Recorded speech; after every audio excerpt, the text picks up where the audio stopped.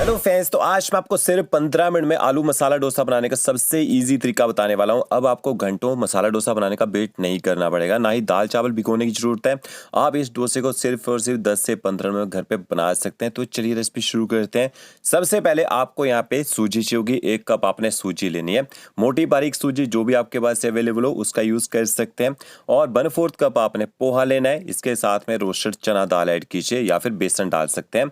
अब आपने सूजी को एक बाउल में डाल देना है और इसके साथ में आपने रोस्टेड चना दाल भी ऐड कर देनी है। रोस्टेड चना दाल से आपका जो डोसा बनेगा ना एकदम क्रिस्पी बनेगा। और इसके बाद आपने जो पोहा लिया होगा ना, पोहे को आपने एक बाउल में डाल देना है और इसमें पानी ऐड कीजिए। कम से कम 2 से 3 पानी से आपने पोहे को धो लेना है, क्योंकि पोहे के बाहर से डस्ट वगैरह लगी होती है। तो ये देखिए कितना पानी का यहाँ पे कलर चेंज हो चुका है। तो इसी तरह से अच्छे से पोहे को धो लेना है और धोने का पूरा पानी इसका निकाल दीजिए। और फिर आपने पोहे को भी सूजी के साथ यहाँ पे मिक्स कर देना है। अब आपने आधा कप दही ऐड करनी है। 1 कप सूजी ली होगी, आधा कप दही ऐड कर दीजिए और फिर आपने 1 कप भर के इसमें पानी का ऐड कर देना है। तो ये परफेक्ट मेजरमेंट आप नोट कर लीजिएगा। अच्छी तरह से आपने पानी और सूजी को अच्छी तरह से मिक्स कर लेना है और कम से कम आपने ना 10 मिनट तक इसी तरह से इसको छोड़ देना है, ताकि सूजी और पोहा अच्छी तरह से सॉफ्ट हो जाए। तब तक यहाँ पे ना चटनी बना लेते हैं। 5 मैंने अच्छे लाल कलर के टमाटर लिए। टमाटर को आपने रफली काट लेना है। फिर आपने कढ़ाई लेनी है, उसमें 2 बड़े चम्मच ऑयल ऐड कीजिए। ऑयल जैसे गर्म हो जाएगा ना,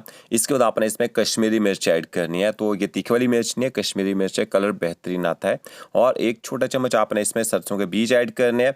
1 बड़ा चम्मच आपने इसमें रोस्टेड चना दाल ऐड करनी है। रोस्टेड चना दाल की जगह आप ना पीनट भी डाल सकते हैं। थोड़ी सी आप इसमें हींग ऐड कीजिएगा, बहुत अच्छा फ्लेवर आएगा। अब आपने गैस की फ्लेम ना मीडियम रखनी है। मीडियम फ्लेम में आपने यहाँ पे रोस्टेड चना दाल और मिर्च को थोड़ा सा पका लेना है। थोड़ा मिर्च को भून लेंगे ना, टेस्ट बेहतरीन आता है चटनी में।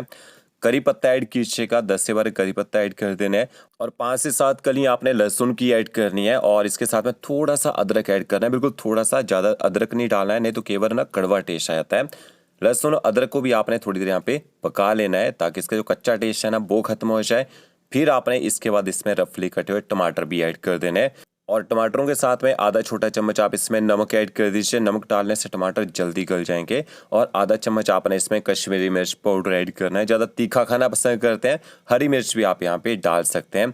अब आपने हाई फ्लेम में 1 मिनट तक टमाटरों को थोड़ा सा भून लेना है, ताकि टमाटर जल्दी से यहाँ पे गर्म हो जाए।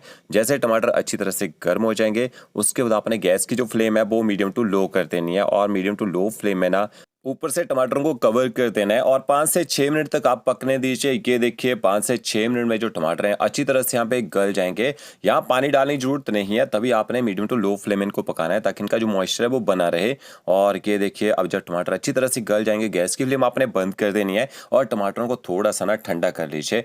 जैसे टमाटर थोड़े ठंडे हो जाएंगे, फिर आपने इनको ग्राइंडर जार में डालना है और ये देखिए इनका आपने पेस्ट बना लेना है। तो ये देखिए आपकी टमाटरों की चटपटी सी चटनी यहाँ पे तैयार हो चुकी है। अब इस चटनी के ऊपर छोंक का तड़का लगाया जाता है। अगर आप लगाना चाहें लगा सकते हैं, नहीं तो इसको स्किप भी कर सकते हैं। पैन लेना है, 1 बड़ा चम्मच ऑयल ऐड कीजिए। 2 आपने कश्मीरी मिर्च ऐड करनी है इसमें और इसके साथ में थोड़े से सरसों के बीज ऐड करने हैं। आप यहाँ पे चना दाल डालना चाहें चना दाल भी डाल सकते हैं। फिर आपने थोड़ा करी पत्ता डालना है, अच्छी तरह से चटकने दीजिए। जैसे करी पत्ता अच्छे से चटक जाएगा ना, फिर आप इस तड़के को ना चटनी के ऊपर डाल दीजिए। अब आपने कढ़ाई लेनी है, मसाला बना लेते हैं मसाला डोसा का। यहाँ पे ऑयल ऐड कीजिए। ऑयल जैसे गर्म हो जाएगा, 2 आपने साबुत मिर्च ऐड करनी है।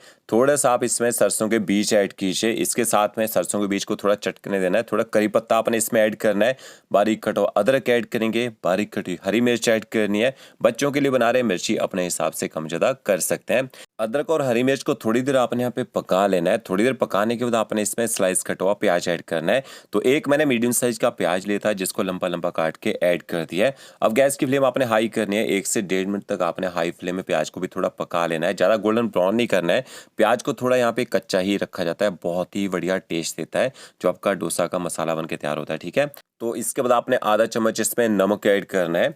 आधे से कम चम्मच आप इसमें हल्दी पाउडर ऐड कीजिए। आधे से कम चम्मच आपने इसमें कश्मीरी मिर्च पाउडर ऐड करना है और मसालों को प्याज के साथ मिक्स कर लीजिए। थोड़ी देर पका भी लीजिए, ताकि हल्दी का जो कच्चा टेस्ट है ना वो यहाँ पे खत्म हो जाए तो ये देखिए हल्दी को मैंने पका लिया है। अब आपने इसमें ना आलू ऐड करने हैं, तो 4 मैंने देखिए आलू लिए हैं, बॉयल आलू। और आलू को आपने इस तरह से ना मोटा मोटा सा मैश करके डालना है, एकदम फाइन। आपने इसका ना पेस्ट ऐसा नहीं बनाना है, ठीक है, थोड़े आलू के चंक्स रहने चाहिए। तो ओके, देखिए सारे आलू यहाँ मैंने ऐड कर दिए हैं। अब आपने आलू को भी प्याज के साथ अच्छी तरह से मिक्स कर लेना है और 30 से 40 सेकंड तक हाई फ्लेम में आलू की थोड़ी सी आपने भुनाई भी कर लेनी है, ताकि जो हमने इसमें मसाले ऐड किए ना अच्छी तरह से आलू के ऊपर कोट हो जाए। और थोड़ा भून लेते ना टेस्ट बेहतरीन आता है।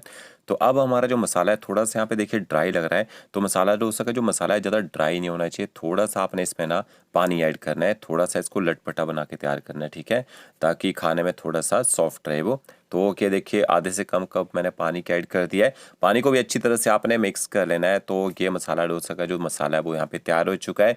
अगर हरा धनिया है थोड़ा सा आप इसमें हरा धनिया मिक्स कर लीजिए। तो ये देखिए कितना ज़बरदस्त यहाँ पे मसाला बन के तैयार हुआ है। और 10 मिनट यहाँ पे मुझे हो चुके थे सूजी को भिगाए हुए। और ये देखिए हमारा जो मिक्सचर है ना कितना ड्राई सा हो चुका है। तो अब इसके बाद हम इसमें ना थोड़ा सा पानी ऐड करेंगे, पहले अच्छी तरह से मिक्स कर लेते हैं। अब इस मिक्सचर को आपने ग्राइंडर जार में यहाँ पे ऐड कर देना है, ठीक है। यहाँ पे ग्राइंडर जार में डालने के बाद इसमें ना पानी ऐड करना है। तो आपने पहले ना 1 कप पानी का ऐड किया था, 1 कप भर के और ले लीजिए। इसमें से देखते हैं कितना पानी यूज़ होता है। तो आधा कप पानी का ऐड कर दीजिए और ऊपर से कवर कर दीजिए। एकदम फाइन आपने इसका ना पेस्ट बना लेना है, ताकि जो पोहा और हमने रोस्टेड चना दाल ऐड किया ना अच्छी तरह से ग्राइंड हो जाए। तो ये देखिए इस तरह से आपका डोसा का जो बैटर है वो यहाँ पे तैयार हो जाएगा। और फिर आपने ना इसमें और पानी ऐड करना है थोड़ा सा, बट पहले आप इसमें बेकिंग पाउडर ऐड कीजिए। आधा चम्मच आपने बेकिंग पाउडर ऐड करना है, फिर इनो डाल सकते हैं या बेकिंग सोडा डाल सकते हैं, जो है आपके पास वो डाल सकते हैं। थोड़ा सा आपने ऊपर से पानी ऐड करना है, ताकि बेकिंग पाउडर जो है ना अच्छी तरह से पानी के साथ घुल जाए, अच्छे से मिक्स हो जाए। तो क्या देखिए लगभग 1 से 1.5 मिनट तक एक ही साइड को आपने बैटर को फेंट लेना है। फिर आपने आधा चम्मच इसमें नमक ऐड करना है, आधा चम्मच आप इसमें चीनी ऐड कीजिए। चीनी से क्या होता है ना कलर अच्छा आता है डोसा की नीचे वाली साइड में। तो ये हमारा देखिए डोसा का जो बैटर है वो तैयार हो चुका है। इस तरह की कंसिस्टेंसी होनी चाहिए। देखिए आपको लैडल से भी दिखा देता हूँ। ज़्यादा आपने इसको पतला नहीं करना है, ना ही ज़्यादा थिक रखना है। तो 1.5 बाउल मैंने पानी का ऐड किया, ठीक है, यहाँ पे। और फिर आपने डोसा पैन लेना है। यहाँ मैं नॉन स्टिक पैन का यूज़ कर रहा हूँ, कास्ट आयरन का पैन का यूज़ कर सकते हैं। सबसे पहले थोड़ा ऑयल लगा के ना तवे को गर्म कर लेना चाहिए। इससे क्या होता है जो डोसा है वो पैन से चिपकता नहीं है। फिर आपने इसके ऊपर पानी स्प्रिंकल करना है गैस बंद करके, और थोड़ा नॉर्मल टेम्परेचर में आपने तवे को ले आना है। अब आपने ना यहाँ पे डोसा का बैटर ऐड करना है। अब सॉफ्ट डोसा बनाना चाहते हैं ना, तो आपने थोड़ा सा जो बैटर है ज़्यादा फैलाना नहीं है, ठीक है, ये देखिए इस तरह से।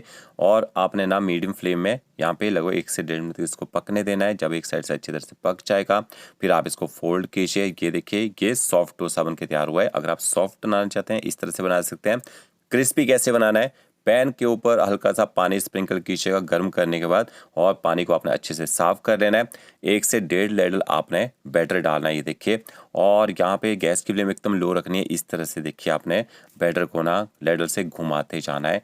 जितना पतला घुमाएंगे ना उतना ही आपका जो डोसा है ना वो क्रिस्पी बन के तैयार होगा। और जितना आप इसको मोटा रखेंगे डोसा में उतना ही कम क्रंच आएगा। तो क्या देखिए अब आपने ना आगे पीछे करके अच्छी तरह से डोसा को सेक लेना है। और जब ऊपर एक थोड़ा अच्छा कलर आ जाएगा फिर आपने इसको ना पलटी करना है। यहाँ पे मैं ऑयल वगैरह का यूज़ नहीं कर रहा हूँ क्योंकि पैन अच्छे से सेट है। तो ये देखिए इसको पलटी कर देते हैं और कितना क्रिस्पी डोसा बना है। तो यहाँ पे जैसे दाल चावल जैसे डोसा बनता है ना वैसा ही क्रंच इसमें आ रखा है।